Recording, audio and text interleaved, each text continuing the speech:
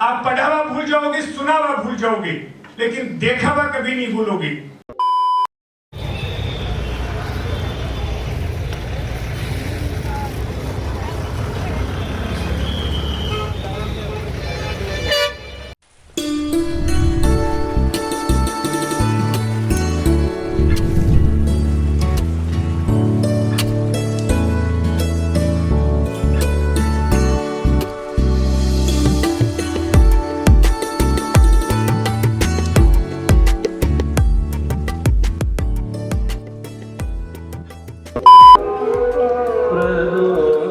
प्रदोषसमयदि परशिवताण्डव शिवताण्डव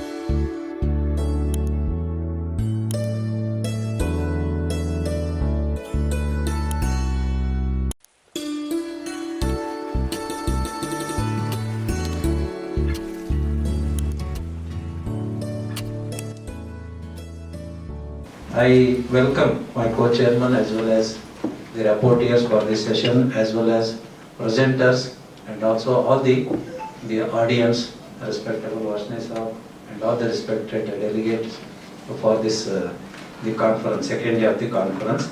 So I invite the first speaker, Kan Singh Nirwan, lead speaker. आप जहाँ से comfortable हो सकते हैं, इधर से उधर से भी।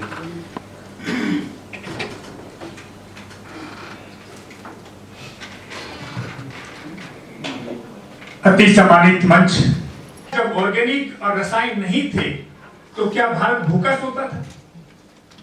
पूरे जगत में कृषि का जननी जो है वो भारत है, और उस ज्ञान की उत्पत्ति का स्रोत 16 कला का अवतारी पुरुष, धरती का श्रेष्ठ अवतार भगवान कृष्ण रहे हैं।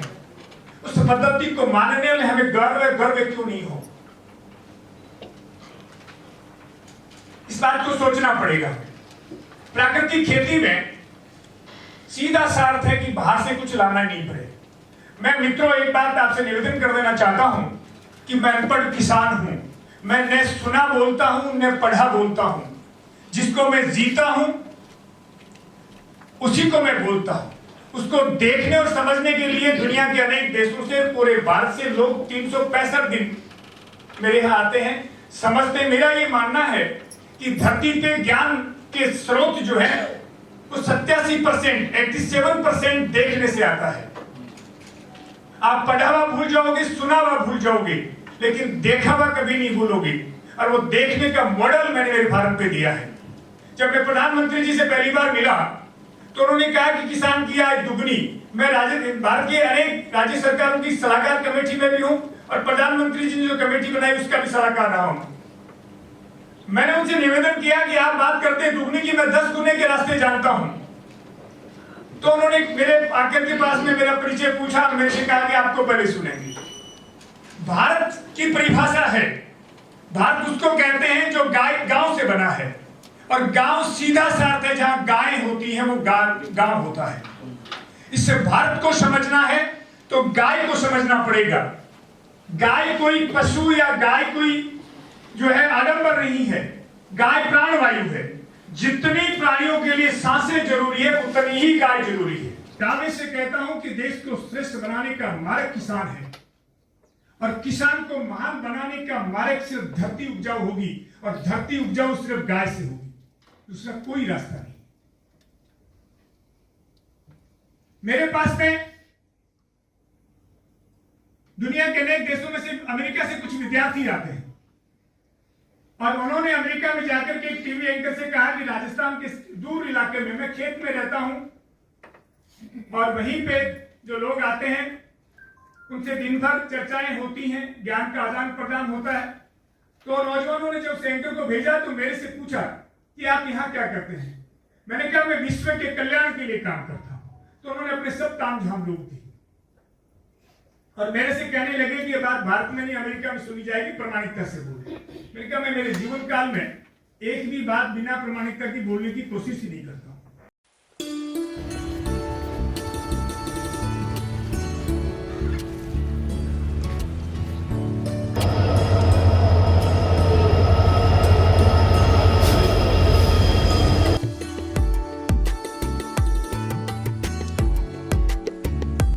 और पूरे ब्रह्मांड में श्रेष्ठ शक्तिशाली कोई है तो सूर्य है। ये सब धर्म, सब लोग इस बात को स्वीकार करते हैं। और धरती पे इस सूर्य का सबसे बड़ा कोई स्टॉकिस्ट है, संग्रह करने वाला, तो वो एक गाय है। जब ये सूर्य इसके शरीर में उतरता है तो इसकी रेंजें वापस निकलती है, तो पूरे वायुमंडल को आभामंडित करता है। हमारे देश में एक भी महापुरुष, एक भी ऋषि और एक भी देवता बिना गाय के नहीं।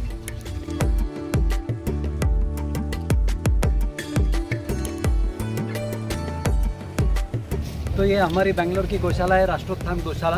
हम यहाँ पे आज आए हैं। जो हमने आपको पिछली वीडियो में बताया था कि बहुत कम गौशाला है जो गौ माता की सेवा बहुत ही सेवा भाव से करती है, बिना स्वार्थ के।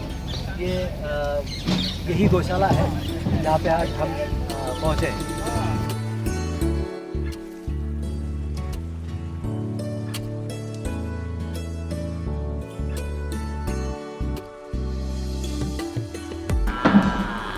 जय गौ माता, वंदे मातरम। मित्रों, हम आज आए हैं बेंगलोर में। वैसे तो हम आए थे कर्नाटका के धारवाड़ में, जहाँ पे नेशनल कॉन्फ्रेंस था एक, एग्रीकल्चर यूनिवर्सिटी ऑफ धारवाड़। तो वहाँ पे हमारे राजस्थान से कान सिंह जी आए थे।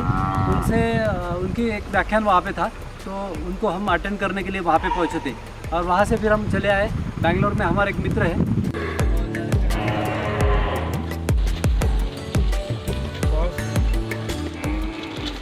टोटल कितनी गाय है गुरुजी? 650। जमीन कितनी है आपके यहाँ? 120 एकड़। ये छोटी हाइट की नस्ल की ये जो नस्ल है मलाई गिद्रा, तो इसकी ये नस्ल है। तो हम अभी पुंगनूर नस्ल है। ये छोटी सी ये गाय है, तो इसके बछड़े हैं। और वो गौ माता की हाइट ज़्यादा से ज़्यादा इतनी बढ़ती है ये साइड में। पुंगनूर मलाई गिट्टा क्रॉसिंग को पुंगनूर मलाई गिट्टा का क्रॉसिंग हुआ है पुंगनूर के साथ में। अच्छा।